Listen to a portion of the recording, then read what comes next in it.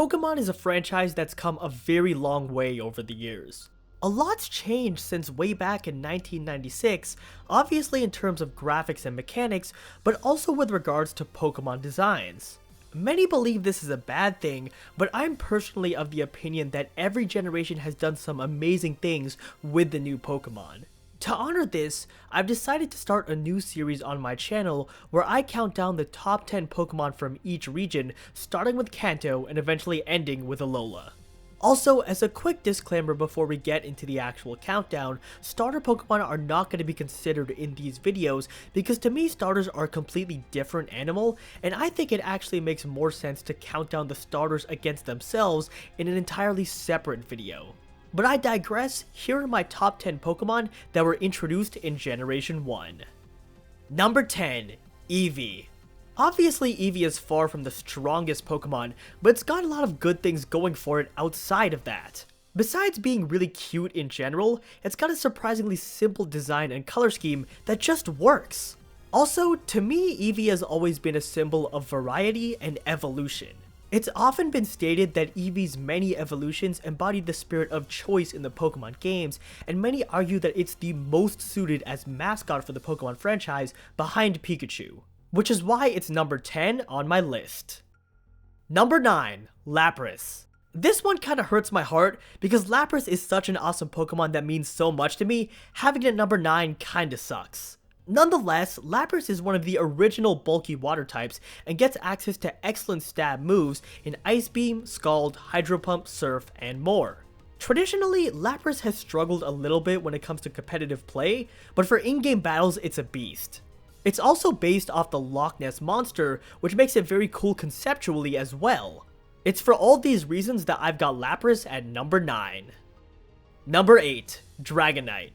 There's a lot of really badass dragon types out there, like Salamence, Rayquaza, Zekrom, and more. But Dragonite is one of the few that's both badass and cute at the same time. It goes far beyond just that though, because Dragonite is also one of the best dragon type Pokemon in the game, especially with the gift of multiscale in Generation 5. Fairy types might have hindered Dragonite a good deal, but even then it's difficult to deny that Dragonite is a really good Pokemon.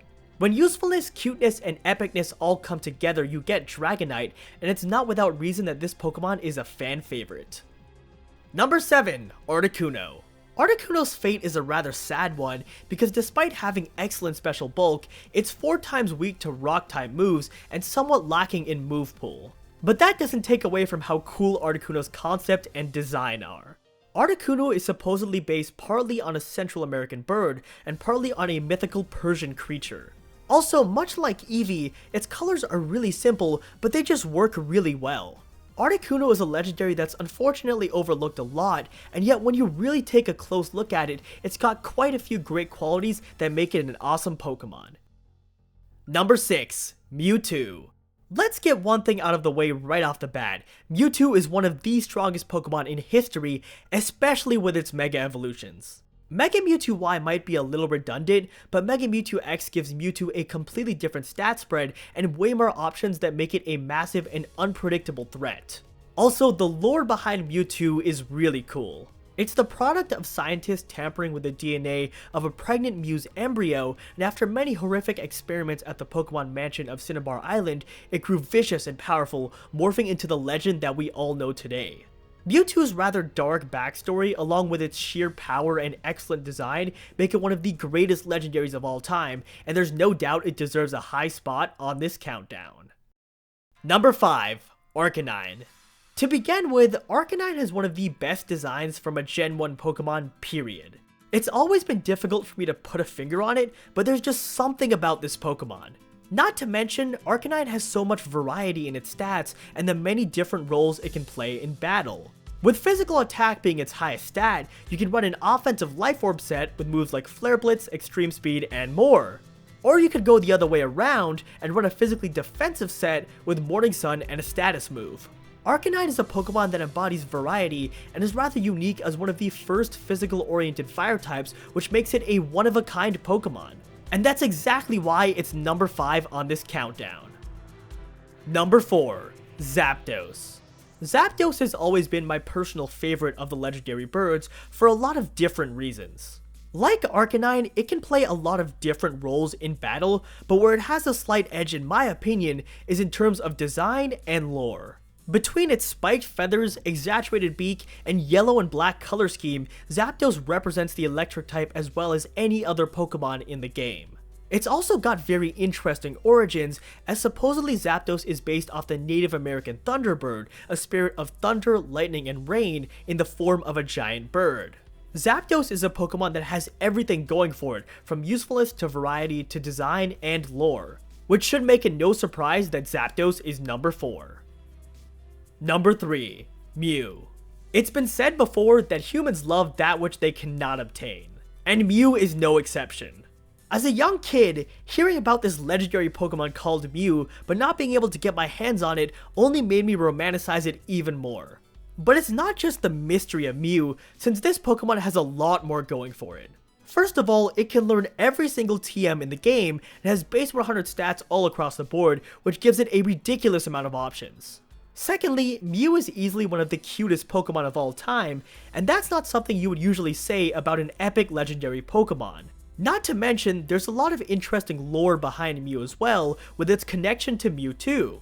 If Zapdos is a legendary Pokemon that has everything going for it, Mew is a Pokemon that excels in characteristics that many legendaries don't have. Mew is yet another Pokemon that's beloved by fans, and it's not without good reason that that's the case. Number 2. Gengar. I know that this one might upset a lot of people out there, but let me justify myself here. First of all, Gengar is a monster when it comes to special attack and speed, so few would contest that it's a really useful Pokemon. But that's not why I've chosen it to be this high. If you take a second and think about it, all of the awesome Ghost-type Pokemon you see out there today in Misdreavus, Dusclops, Giratina, Chandelure, Aegislash, and much more, none of them would have been possible without the original Ghost-type in Gengar. Ghost types are arguably the most unique Pokemon in the Pokemon world today, so in many ways Gengar pioneered the way for a lot of these one-of-a-kind Pokemon. Gengar transcends just being awesome in itself by paving the way for many other awesome Pokemon, which is why it's one of the greatest Pokemon from Generation 1. Number 1. Gyarados. Let's get one thing out of the way right off the bat here. Gyarados' design is epic and has a bulky water type with excellent physical attack, access to Dragon Dance, and a really good typing. There's no doubt it's a very useful Pokemon. But as with Gengar, my reasons for choosing Gyarados as number 1 go far beyond things like design and usefulness. Rather, Gyarados is number 1 because of what it represents.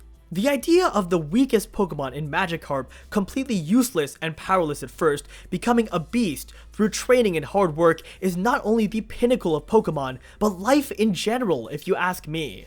Pokemon is all about starting at the very bottom, slowly building up a team, conquering the region, and finally becoming the champion, which I think is well embodied by the evolution of Magikarp into Gyarados. Gyarados is a symbol of the fact that no matter how small and powerless you are, you're always capable of something more. And that's why Gyarados is my favorite Kanto Pokemon of all time. In sum, Kanto was a region of many great Pokemon. Whether you want to agree with this list or not, you can't deny that Generation 1 did some very good things and really set the stage for subsequent Pokemon games. As a Pokemon fan, what's even more important than my ranking in this video is the fact that as a whole, the Pokemon from Generation 1 were amazing.